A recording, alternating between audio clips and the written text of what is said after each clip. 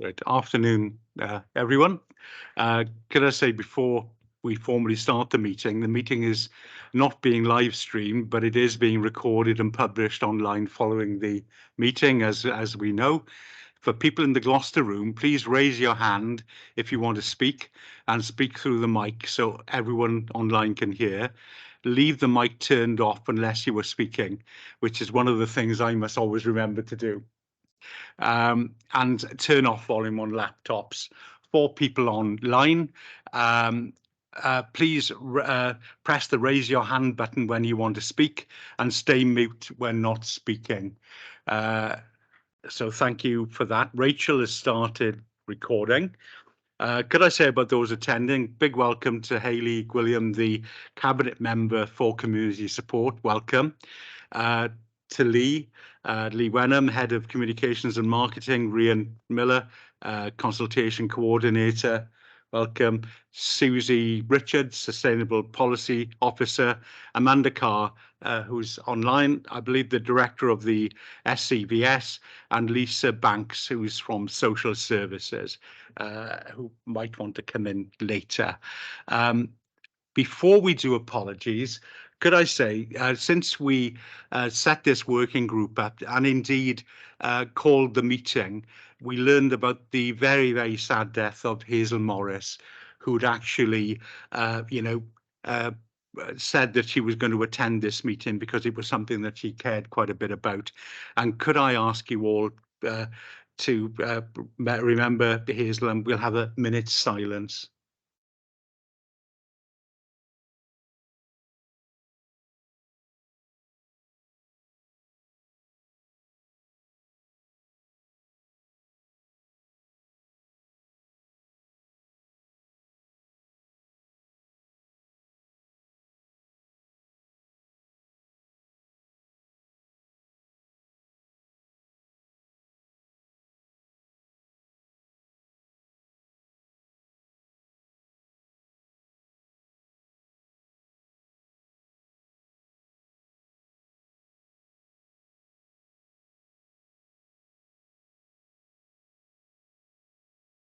Okay, thank you. Rachel, are there any apologies? No apologies, Chair. No apologies, great. Disclosures of interest. Have anybody got any interest to declare? There are no hands up, so I'm sure Sorry, Chair, there I've are. got my hand up. Oh, I beg your pardon. Yeah, just to be safe, I don't think it's going to be relevant, but personal interest as the co-author of Public Health Wales's toolkit for inclusive co-production. Okay, great. Thanks, Rebecca. Right, it's obviously the prohibition of whip votes and declaration of party whips. Then it's public question time. Have we received any questions? No public questions. No public questions. We're going through this at a rate of knots. Thank you. Then it's the co-production report, which has been put together, and Susie is going to present that report. Sorry, my apologies, Chair. I forgot. I in receipt of social services, and I've just realised most of it's about social services, so I'm declaring an interest. Okay, great. Thank you, Mary. Hayley, would you like to say something before?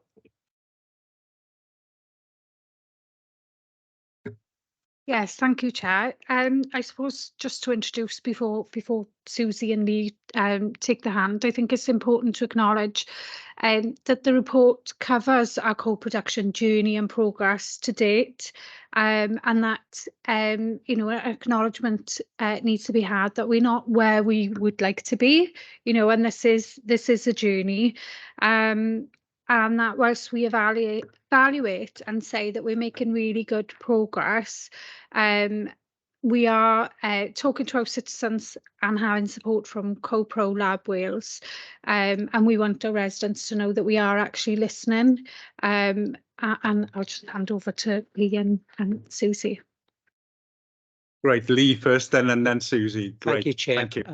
And thank you, committee, for taking an interest in co-production. I think it's really heartening that members are looking at co-production and getting involved. That's, as officers, that's what we need. So in the coming months, we're going to be relying on your input, your support to take co-production, you know, further and across the authority, and to get members involved in as well. So thank you very much for the interest you've shown to date.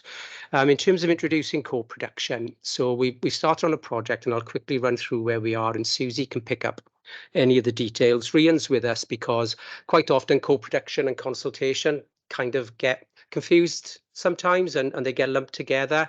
The way we are doing the project, they're very distinct. So the co-production element that we're looking at is about how, as a council, we work with the likes of service users and others to develop and produce our services. Consultation, on the other hand, which Rhian looks after, is about how we engage stakeholders on various issues and at different levels to get their kind of views or feelings about certain things that we're asking them about. Co-production is more about sharing power, if power is the right term, but sharing that ability and power to develop our services. So to date, we've seen quite a bit of progress in the council in terms of social care, and our colleague Lisa Banks from Social Services joined us today, and the committee may want to hear from Lisa in terms of what's been going on in social care, because they've made quite a bit of progress. But we now want to take that across council. So we want that to be in place right across the council. And to do that, we've got some external support. So we've engaged Copro Lab to help us with that. They're kind of experts in the field, and they've come on board for a 12-month project. So at the minute, the first phase is about Copro coming in, talking to members, talking to officers, putting together what they see as our kind of existing experience and capability. What have we actually co-produced? What are we developing? And I think they have been working quite closely in things like social care, where they are further ahead. They've also done some stakeholder mapping and tried to identify co-production champions across our services, and they've had some success with that as well. And that kind of learning phase, the kind of where are we as a council, that's due to end this month. So it's kind of good timing that we come in today to talk to you. And I think they've already seen some kind of areas of good practice. And in the report, you'll find them on page 4. And there's I think there's 5 kind of examples listed there, particularly around social care and the work they do. And as I said, Lisa from social care might be able to give you a bit more information on some of those. Then in terms of the next steps, where are we going from here? So the project is due to end in October, and we would report to audit, and then we could come back to scrutiny as well. I think we'll also be doing some work with one of the CDCs. But what we're expecting from Copro Lab is to produce a toolkit for officers and members. So guidance, how do we do it? And that'll be based on, I think, what they've seen in social care, but what they've also seen elsewhere in Wales and other organisations. So we'll have that kind of at our fingertip toolkit. There'll be a web page with practical information, advice on where officers and members can go to get that kind of information. We'll also have a training package in place for initially officers, but I think we could maybe extend that to members as well, because that will be important. And we'll also then have Copro providing some advice and support to us on some of our live projects. We can kind of learn with Copro as we go along. So I think in summary, as our cabinet member said, we're at the start of our journey, really. We're a couple of months into the project with Copro Lab. They've made some good kind of steps already. For us now, it's about building on that good work in social care, taking the learning from there and elsewhere. But I think what members can take heart from is that we are being proactive about it. We are developing this project, and that we have got a plan in place now, but at the end of it, we'll have some useful tools, advice and information available to us so that we can start to take our production on across the council, not just particularly in social care as it is at the moment. So I think that's a quick overview and almost summarises the report, Chair. I don't know if Susie would like to add anything. Absolutely. Just to Absolutely. Just to echo Lee's thoughts there, and also just to clarify that member development opportunities have been identified, and with the engagement of members will be taken forward as well. The policy itself will be a co-production and involvement policy, which reflects that entire spectrum of involvement activity, of which co-production is a really important tool that, like other councils across Wales, perhaps we haven't used to its full effect outside of social services. But we're certainly one of the leading councils with this piece of work in exploring that and taking that further. Great, thank you. Anybody else would like to add anything before we come on to questions? No, there we are. Great. Well, Hayley. Yeah, just to build on actually what the officers have mentioned, we have got co-production champions across all directorates within the council. So that's an important piece of information to note, is that yes, we are growing and learning from what social services have been doing for much longer. But the aim is that this is going to go across all service provisions. Great, thank you.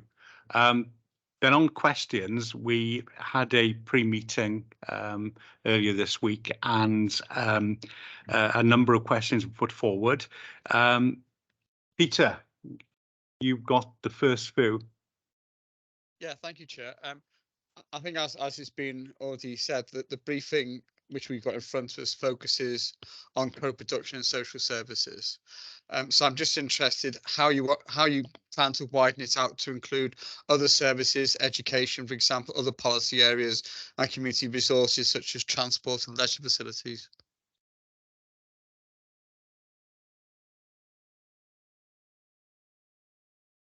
Okay, so the raison d'etre of this co-production and involvement project is essentially to do exactly that.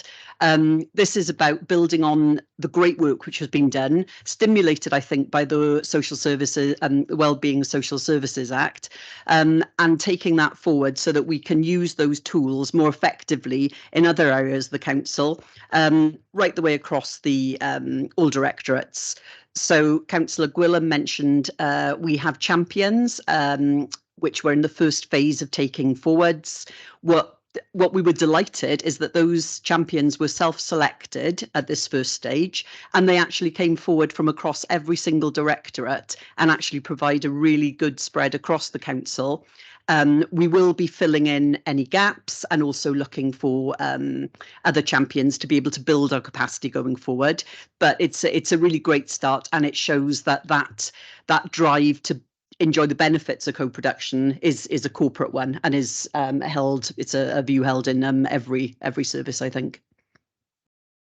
Okay, thank you, Peter. So my follow-up actually also covers my second question, because clearly in social services you have easily identifiable clients, you have very easily definable services, and they're being delivered to those clients, and you're able to consult quite easily with those clients as to how you do that. When you get into other policy areas, it's not so clear cut, is it? So I'm just wondering, what sort of tools are you developing, not just for consultation, but also for genuinely involving service users in the design of their particular services?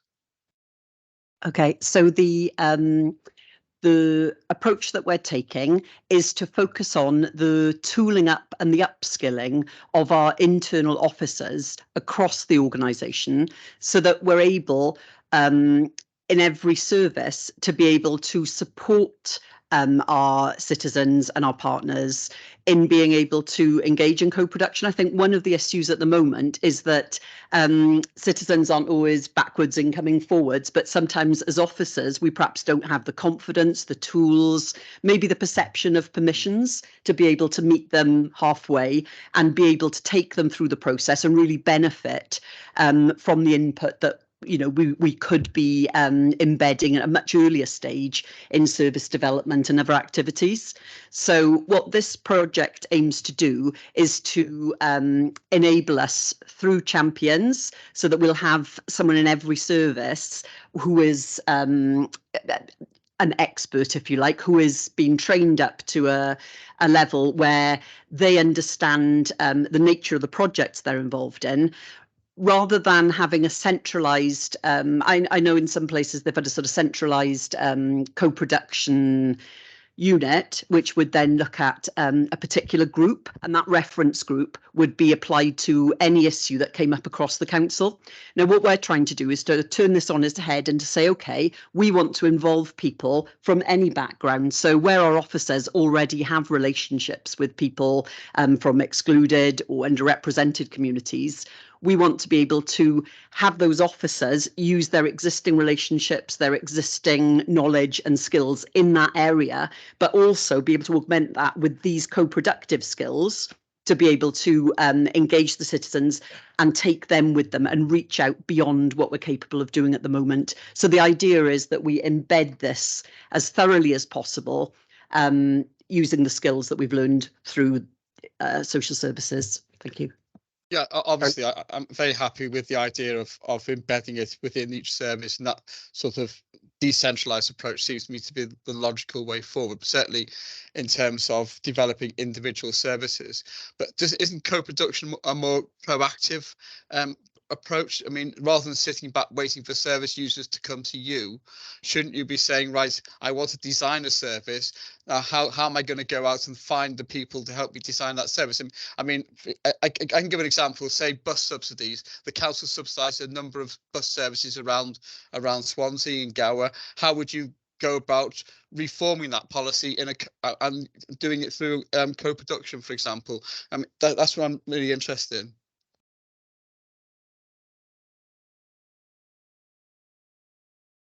Whoops, yeah, absolutely. So so co-production going forward, we not only have a website with a policy being developed that gives staff the confidence and the tools to be able to co-produce, but it also means that we're able to take those skills out to the community. Sorry, lost my train of thought there.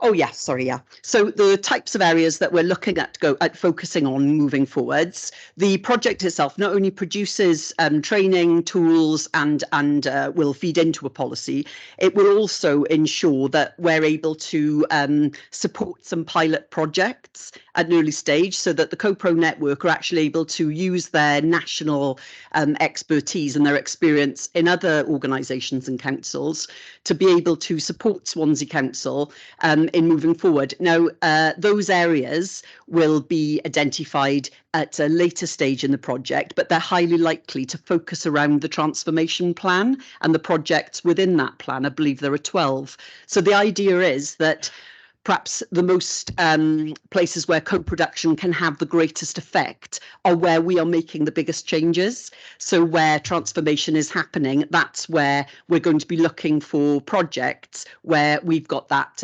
management buy-in for real change and where we can reach out to people. Again, it's baby steps because like the rest of Wales, we are at the start of this journey. We recognise that. We're not trying to run before we can walk. We're putting those tools in place so that as we go to citizens, they find that they are supported, that we're able to take them through that process and be able to use the information and the ideas that come in effectively. So it's very much a holistic process. And I think, Councillor Black, it's important then that when we use those transformation projects, and Susie's right, there are 12, that they're seen as quick wins and we learn from them, and that people see on those big projects, they are going to be impactful projects, that it has made a difference, and that will then encourage, we think, rest of the people in those departments to adopt it for other projects. So we're hoping that we'll get some quick wins from those first dozen. So going back to my second question now, what tools have you actually got? What are these tools? Okay, the tools which are being developed in response to an insight report, the research for which is being pulled together into this final insight report at the moment. That'll be published at the end of March. Once we have that insight report, that will be used to, along with the training needs analysis of officers, staff and leaders, and that will be used to identify the exact mix of toolkit that we're looking at in more detail.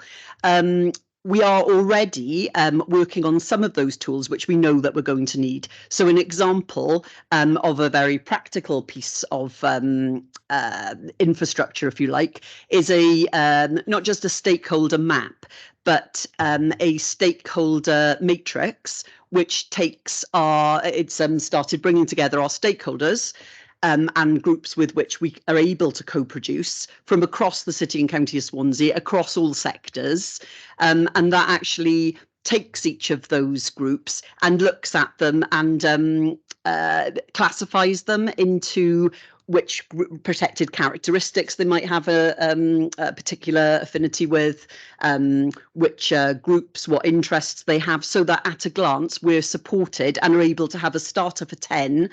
For example, if I were in waste, for example, you might not have those people automatically in your day-to-day contacts. So we're looking at that's part of the toolkit, which would enable people to very, very quickly look wider and look at more groups outside of their day-to-day interactions with the public. So that's an example of a practical tool. Other tools can be more wide-ranging. They're things like setting ground rules, how we can support people going forwards, how we use non-violent communication to get the best out of our citizens and be able to work together going forwards with that.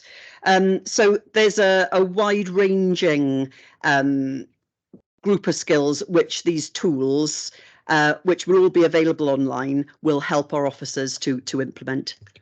I think in short, Councillor Black, they're still being developed as part of this learning phase. They're being developed. I got that. It's too early to say is basically the answer, isn't it? I'm glad you ruled out violent communication, by the way. But I mean, are you talking about things like focus groups, surveys, that sort of thing? Is that basically what you're looking at?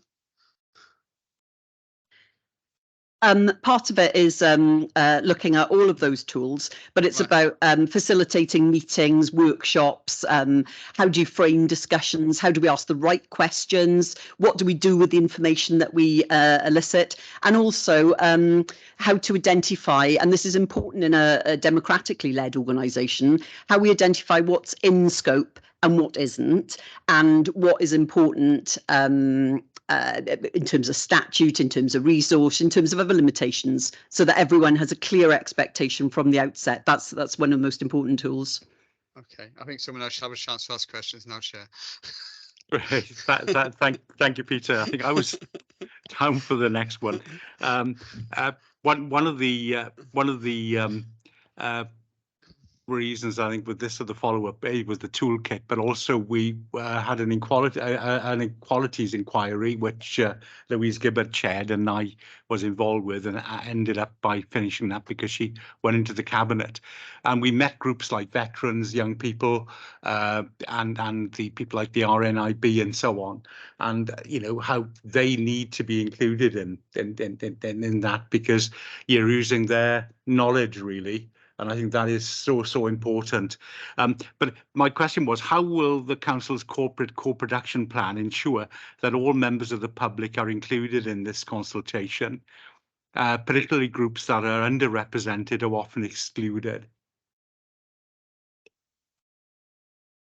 Sorry, Chair, when you say co-production and consultation, do you actually mean people involved in the co-production or the separate issue of consultation? Sorry. Well, consultation. Who do you go out to, speak to, and to involve those groups? Yeah, thank you, Chair, for that. I suppose I suppose they are kind of two link things. So obviously, if you have good consultation engagement, that kind of will lend itself to better co-production going forward. But it is part of a spectrum. So in terms of the consultation elements, it's very much dependent on what you're actually looking at. And I think it's very important for departments to use the kind of tools that we have and the tools that we've got already in terms of providing staff with kind of guidance around consultation to ensure that they are having that kind of view of, well, who does this affect mostly, and having that kind of a good idea of, well, how can we go to those people in the right way. So it's very much looking at it from an individual point of view, and there's guidance there available, which also then allows staff to kind of have that view for each project and consultation that they're taking part in. So, and I'm there as myself to kind of support staff to do that, then they can come to myself for that advice and guidance. So it's kind of very much in a consultation by consultation basis.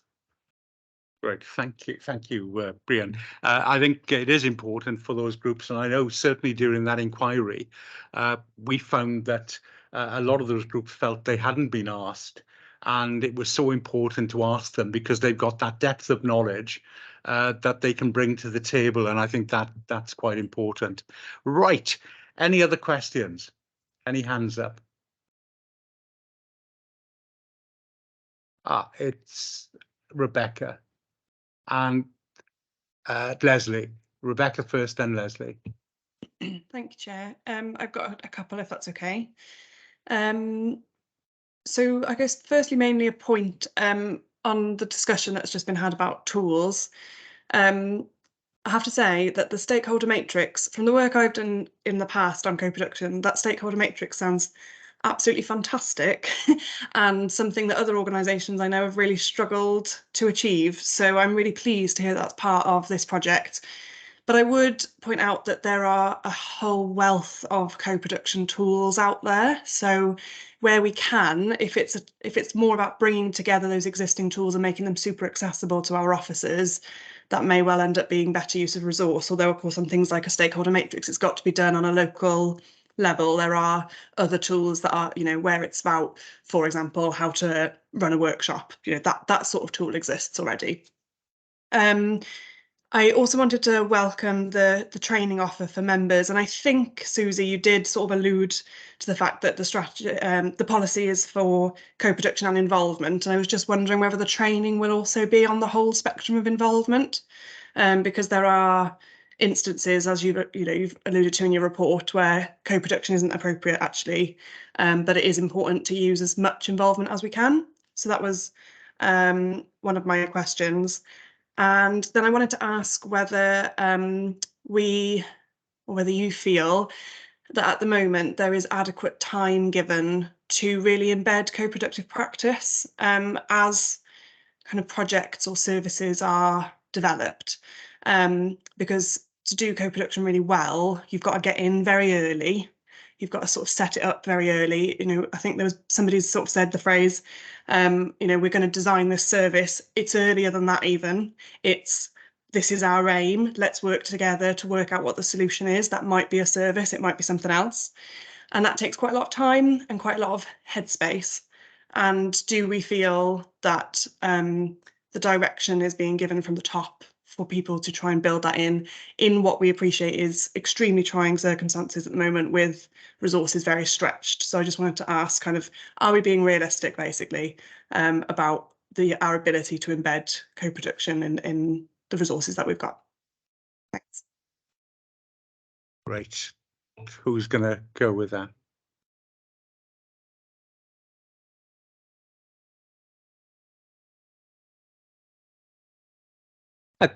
Thank you, Councillor Fogarty. I think with the training element, I think that's still in development with CoPro Lab. So we would definitely take that back to them about involvement being part of the training and see what they can develop for us. So I think that's an interesting idea for us to take back, I think, Susie, so we could discuss that with them.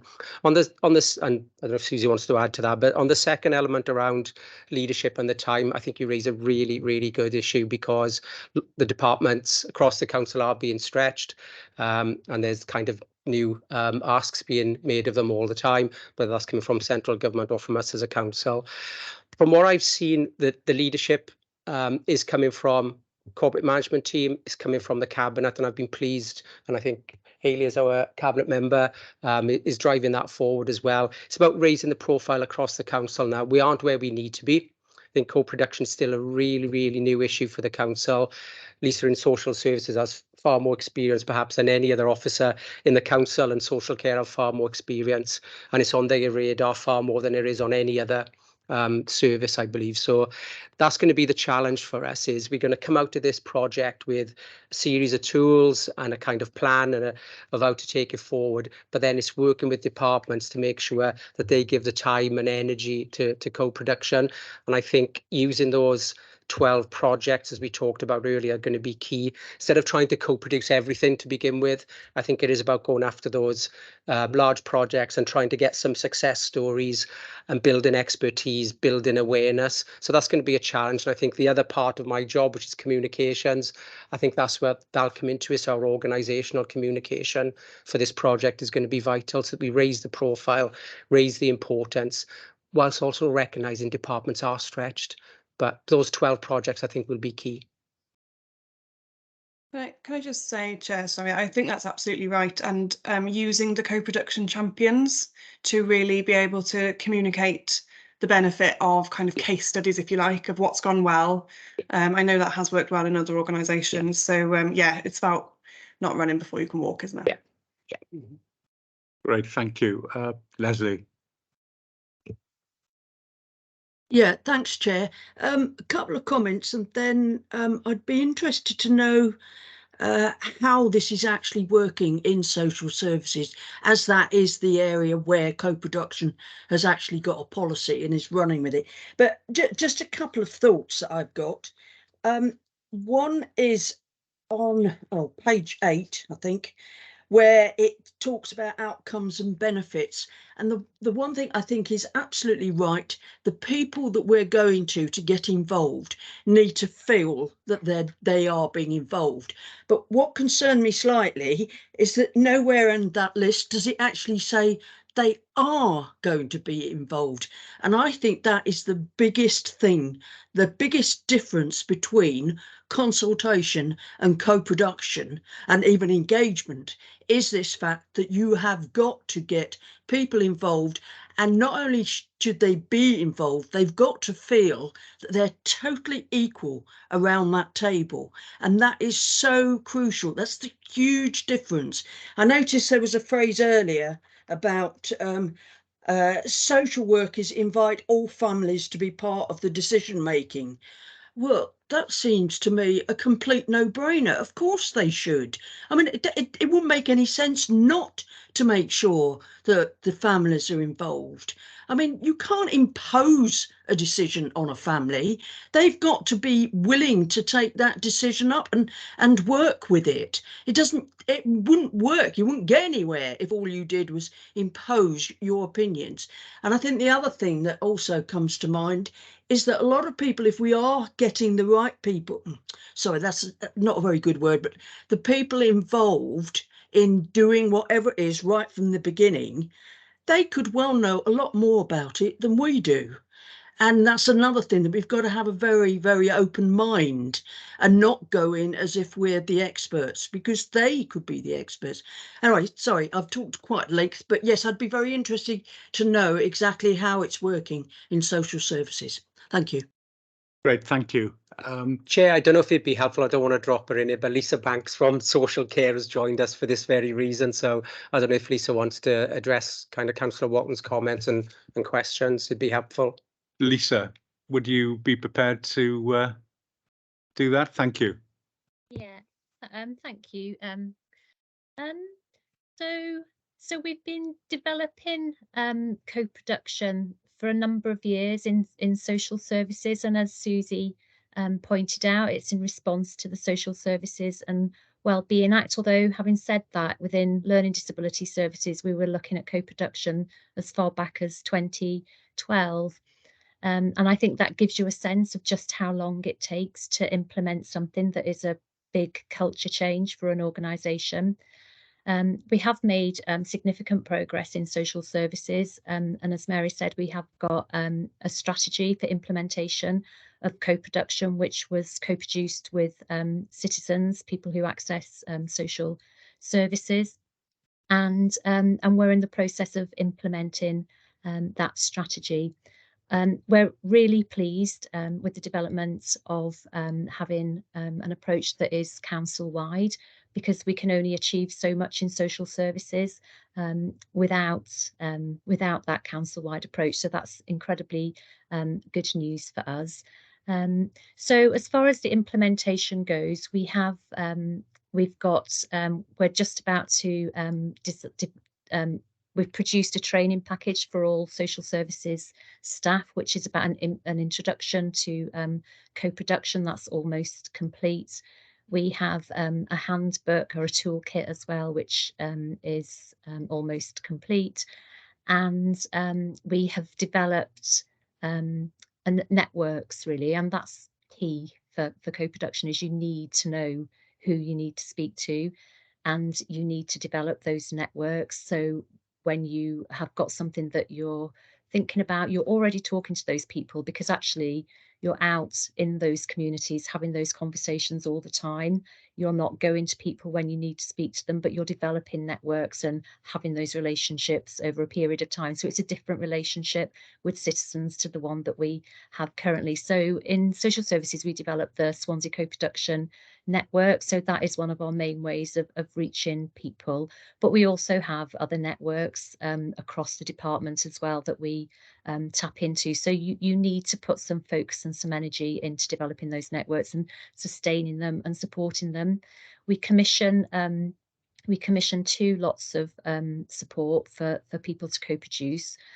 One used to sit with SCBS, but that's going back out to tender to be compliant with procurement rules. And what we're saying is, you know, we need support. Citizens who are co-producing with us need support to co-produce with us, both practically and emotionally, because it's difficult, you know, because some of the issues that they're talking to us about a person, you know, are deeply personal, and you know, it can be quite tough when it's 1 or 2 individuals sitting in a room full of officers. You know, it's not easy, so they do need support. And we commission Your Voice Advocacy to support people with learning disability, to support them to be able to co-produce with our officers as well.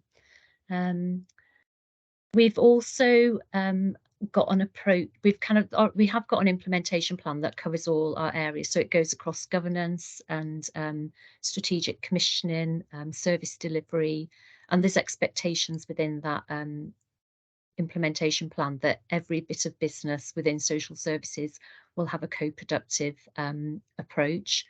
And what that looks like within commissioning, for instance, is all of our commissioning activity will have a clause within our service specifications. We put in a clause where we expect anybody that we do business with to deliver their services in a co-productive way. So we commission for co-production as well as doing co-production ourselves. So it's kind of filtering out the kind of expectations. So any organisation that we work with, we will expect them to work co-productively with the people that they support, both in terms of service design, the actual delivery, and monitoring and review. And we expect them to demonstrate to us how they're doing that through our contract monitoring arrangements. We also, in terms of commissioning, increasingly, and have for a number of years now, invited people who were part of our networks to sit down with us and design services from scratch. So when we're putting together service specifications, we will do that co-productively. We've also involved people in the procurement process. So they've helped us develop method statement questions and model answers, and they've even sat on panels with us in terms of selecting providers. And that has been incredibly insightful in terms of what you end up commissioning does look different to what you would have commissioned had you not done that. In terms of policy and policy development, we now routinely invite people in to have discussions around policy development at an early stage, and people are involved in the design of new policies. And also in terms of service monitoring and review more generally for our internal provision as well. So individuals with a learning disability, for instance, will undertake quality audits of services, not necessarily the ones they attend, but other ones as well.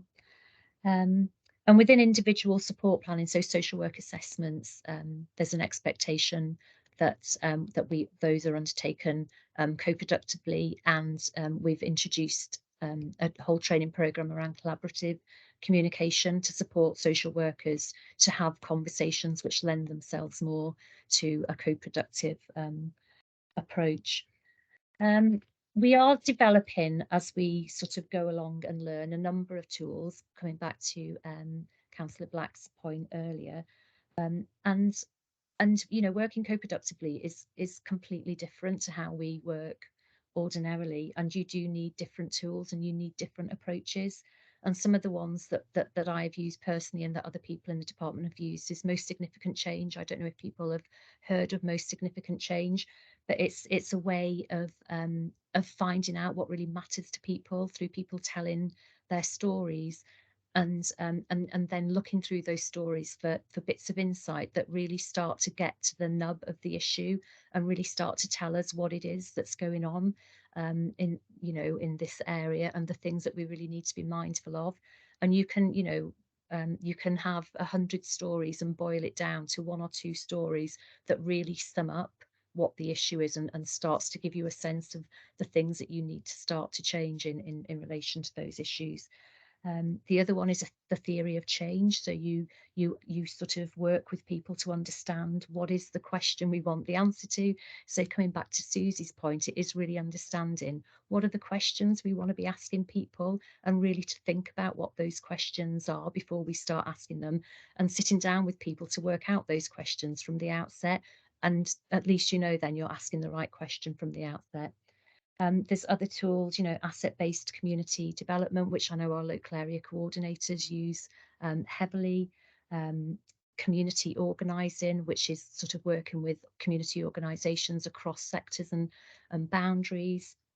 And then just simple little techniques like beyond sticky notes, which is, as it implies, like a post-it note sort of approach, but one which the questions you ask, it's about elevating like lived experience and putting lived experience as a primary focus of your work. It's about having curiosity and really wanting to explore and not assuming that you know things.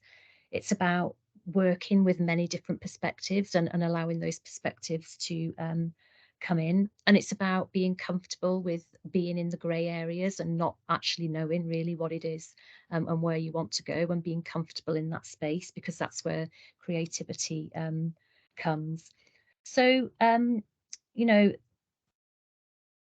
then there's other approaches again, like just small, like using something called rich pictures, which is sitting down with people and supporting them to tell their story through drawing, and and just say to draw the issue that you're trying to tell us about. And what that does is it just brings things to life, and it enables people to people particularly who may struggle with language, it allows them to just get down on paper in a very visual way what the issues are that they're contending with. So I think so these are some of the things that we're doing, and I'd say we've still got a long way to go as well in terms of that culture being across the department. There's some really good areas of practice. I think members of staff are increasingly talking about co-production, and lots of staff are working co-productively, but we're still, I'd say, at the relative beginning of that journey, and we've still got a lot of work to do, particularly I would say around language, particularly and thinking differently about the language that we use about people and with people, and I think that's probably one of the biggest things we need to get our heads around, because we talk, I mean, we're driven to talk in that way by legislation, actually, because we talk about service assessment, we talk about well-being, outcomes, what matter, we talk a language that is given to us. But then when we go and talk to people out in the community, it's utterly meaningless to them. So we need to develop a way of engaging people that is accessible and that people understand. And also the other important thing I would say, and again, this is something Susie referred to, is that we're much clearer, I would say, in terms of understanding scope and parameters around co-production. And I think a lot of people are, a couple of years ago, people were really anxious in social services that they were just offering people whatever they wanted if we talked about co-producing something. And when they realised that actually what you're able to offer is only what's in your power yourself. And if you're restricted by legislation, if you're restricted by budgets, if you're restricted by, equality, that you can't offer anything other than what you're able to decide for yourself. So I think people are starting to realise that and are feeling much more comfortable with understanding what those parameters are and setting them out with individuals before you start co-producing. We've got a policy around remuneration as well, and I think that's another big issue that we need to understand better, because in order to co-produce with people, it's a big commitment. We've got some parent carers who dedicate so much time to working co-productively, and they do it because they want better lives for their adult children with disabilities. So they want to do it. But having said that, it is really, they give a lot of their time. And it's a lot of effort, as I said, both emotionally and as well. But, so we need to offer them something in return. And whether that's just creating a space that is comfortable, trusting, relaxing, whether it's as simple as that, or whether it is about giving them a cup of tea or coffee or a biscuit, or travelling expenses. So in social services, we do pay for people's out-of-pocket expenses if they're involved in co-productive activity. There hasn't been a lot over the past couple of years because most of it takes place online now anyway. Some of the other things that we've done that I think are useful to just share is in terms of recruitment.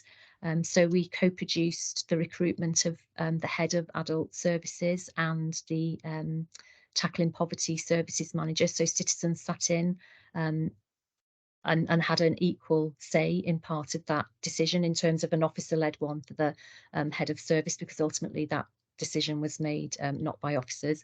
But in terms of the tackling poverty services manager, they had a 50% stake in the appointment of that post. And there's a very kind of rigorous process that I supported them through to undertake those interviews, and they took it very seriously, and the outcome was really insightful in terms of their reflections and their thoughts about those appointments. Have I gone on too long? I feel like I'm just talking too long now. Shall I stop there? Okay, well, listen, thank you very much, Lisa. That was excellent. First of all, Leslie, do you want to go back to Lisa on any point? No, I just want to say it sounds like you're doing a great job, and I'm very pleased to hear all the feedback that you've just given. So many of the points that you've raised I've not thought about, and it sounds like you've got the right ideas, and totally I think what's really great is you sound as though you've got completely the right approach and the right mindset. So great stuff. One of the best things I thought was the idea of trying to get people to relate the issue by drawing. That is a fabulous idea, because, as you say, language is such a barrier. So to do that, it's so simple, but very clever. And also, even people talking exactly the same language, they might use words, and you might hear those words, but you might be completely misinterpreting what they're saying. Because, of course, I mean, English, I think, is an absolute pain in the butt, because so many words mean more than one thing, or you've got the other. You've got one thing you want to describe, and there's a load of words that mean that. So it's not an easy language, particularly if that's not your first language. Yeah. So yeah, brilliant idea. Thank you. Thanks again. Thank you for those comments. And I just think with the pictures, it's also really useful if you're dealing with an issue that's potentially a conflict. It's a sort of more gentle way of kind of getting people to talk about areas of conflict without it being too aggressive, or because words kind of yeah. So thank you for your comments. Great, thank you. I think it's, as you pointed out, language is really important, but also listening as well to what people have to say, and drawing those pictures, as you rightly say. What an excellent way of getting that message across. Are there any other questions from anybody, or anybody would like to make any comments?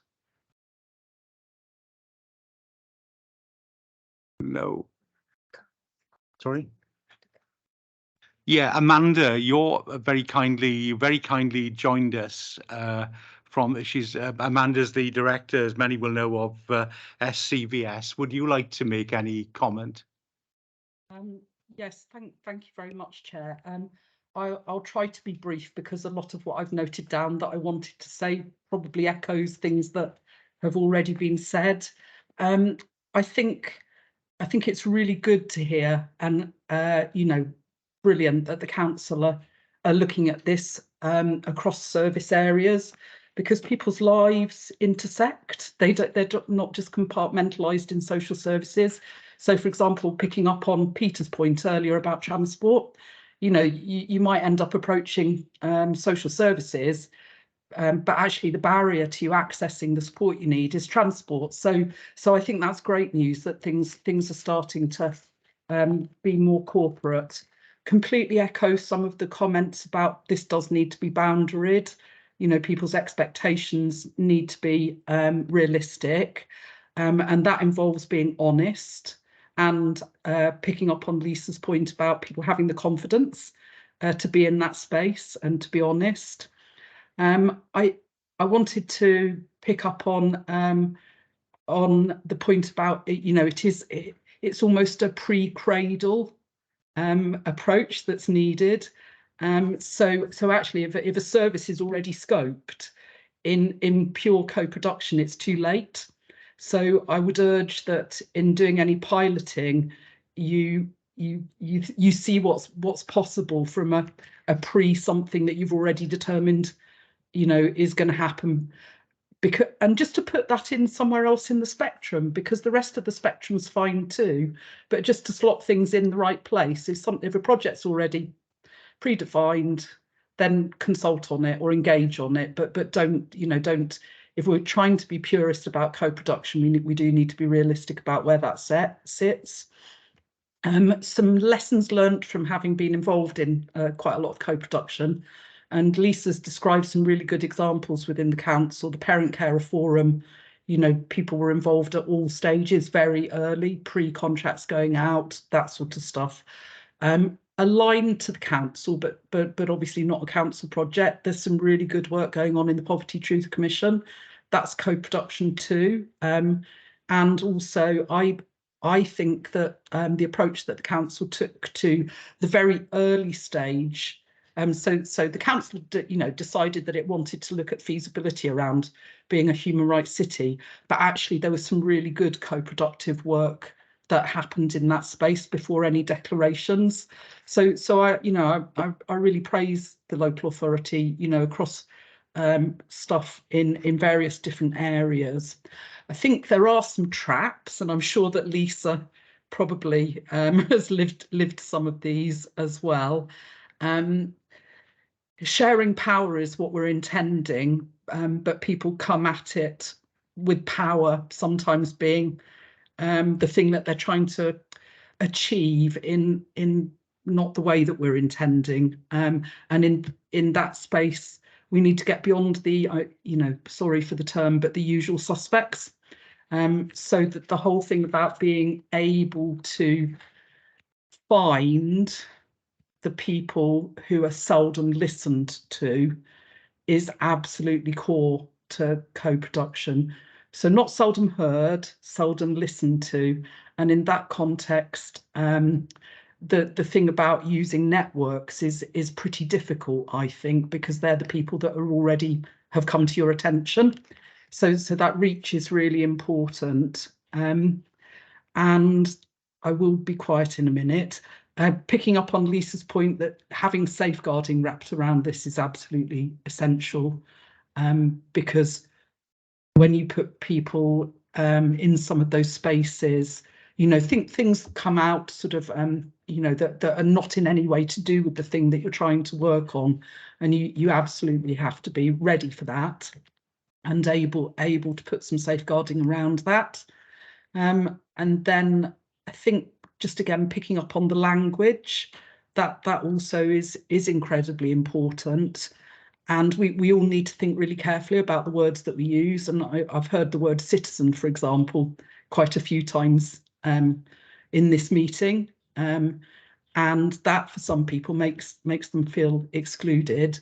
So we do have to think about the language that we're using in many different sort of ways. I think that's probably, I'm happy to, you know, answer any questions, but my sort of reflection is in those spaces. Great, thank you very much. We've got two hands up. First Peter, then Rebecca. Peter. Yeah, thank you, and that's very helpful from Amanda there as well. I think we're fairly clear now, looking from what we've heard and looking at the report, that this is still very early days. So we're not expecting the first part of the report to come out till the end of this month. Then we're looking at October for the completion of this project. I'm just interested in the timetable which we've got laid out here in terms of what happens after October, how you propose to take this forward after that. I think that'd be quite useful to have any ideas you've got on that.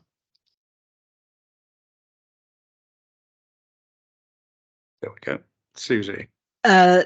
The outcomes of this journey, if you like, aren't set in stone. We want to be in a position where we learn from this project, where our staff are at a position where they're able to implement co-production effectively, and then we're able to co-produce the mechanisms in order to drive it forward and take that up at scale as we move forward longer term. So what happens in October? That's the end of this project, which is a 12-month project. And then what happens after that? At that stage, the end of that project will result in a feedback report, and that's the stage at which they'll look at what happens going forward. It's all very much baby steps, putting our policy in place, putting together the existing good practice that you've heard from Lisa, and taking the elements of that which are useful to be taken forward across the organisation. Okay, thanks. Okay, Rebecca. Thanks. Yeah, I know I said it probably wouldn't come up, but just building on what Amanda said, I did want to draw attention to the Public Health Wales work on inclusive co-production, because the research project that led to the report on that did happen in Swansea. So it's another example of Swansea good practice. And it's a good example as well of where if we'd come to it thinking we knew what the solution was, we would have had a very different project. So sort of what Amanda described as pre-cradle is absolutely right, that you end up sometimes going in quite a different direction. So it's a good example of showing why that's so important. And it also kind of, its real focus was about how you get the people who are seldom listened to around the table. And one of the big learning points was around this concept of power. So although on one side you do have groups of people who they come to it and they expect more than is possible. So as Lisa was describing, they want the earth, you know, they think that because you're working in co-productively, they're going to be able to demand what they like. Actually, in working with groups who are seldom listened to, there's a concept called learned helplessness. And our experience was that we had people who genuinely did not believe that they would be able to affect any change. And so they would act accordingly. And so that's quite important to understand as well. So I'm happy to share the report and the roadmap for inclusive co-production. I'm not necessarily advertising it. I just think it has got some interesting conclusions, and the research is Swansea based, so it's some good practice from Swansea as well. Great, thanks, Rebecca. That would be very helpful if you could share that with members. Thank you. Right, any other questions or anything anybody would like to add before we go on to the next stage? Absolutely, Hayley. Thank you, Chair. I think, the discussions today have been really encouraging, and it is important to recognise individuals' lived experiences and that people are the experts in their own lives. Obviously, co-production removes that power imbalance in relationships, and relationships are going to be really key in moving forward co-production work. And of course, it will take a lot of time. It's going to be a huge behaviour shift for officers and people changing the way that they've been used to working. And that model, that diagram, the doing for, the doing to, the doing for, and the doing with. And we are committed, myself as cabinet member, but I know the officers are very committed to driving co-production forward and to making sure that it is embedded across all directorates and the work that we are doing. And that there is a willingness to learn and to build upon the good work that's already being done, as Lisa mentioned, through Social Services Directorate in particular. And communication is going to play such a vital part in that. And ultimately, this will mean that we're going to work in a more meaningful way, and that it's going to improve the lives of the individuals that we work with and our residents. So thank you, Chair. I just wanted to add those comments, really. Great, thank you very much. And could I, Leslie, you've got your hand up. Yeah, thanks, Chair. Just a couple of things. One, to say thank you to Amanda. Some other, again, very useful and encouraging comments. And about the staff, I think one of the things that we need to try and get across is the long-term benefits of co-production, that instead of imposing decisions on people, getting them involved in those decisions, I think will be definitely beneficial, and it in the long term will actually save time, save energy, save wasting time, etc., etc. So I think that's another message that we need to encourage staff to realise. Thank you. Great, thank you very much. Could I thank Susie, Lee, Rhian, and of course Hayley, and of course Amanda and Lisa for all their contributions, and thank you very much, very insightful. Right, the next stage really is obviously we want to draw our conclusions from this meeting, so that we will write to Hayley formally, and which can include any recommendations as well. So I know that Rachel has been very busy making notes throughout the meeting, which will help us on that. Any comments, anybody, on that? On yes, gosh, yes. If you'd like to leave, you can escape. And as I say, thank you very much. Chair, can I just say thank you to yourself and the committee for your involvement today. All the comments and ideas you've given us have been really, really helpful. Thank you.